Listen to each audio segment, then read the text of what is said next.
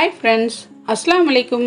Welcome to taste with us Tamil. இன்னைக்கு சுவையான milk cake recipe தான் பார்க்க போகிறோம். நெய் வாசனையோட ரொம்ப சுவையாக இருக்கும். வாயில் போட்ட உடனே கரைஞ்சு போயிற மில்க் கேக் எப்படி செய்யலாம்னு பார்க்கலாம் வாங்க. இதுவரையிலும் எங்கள் சேனலை சப்ஸ்கிரைப் பண்ணாதவங்க மறக்காமல் சப்ஸ்கிரைப் பண்ணிக்கோங்க.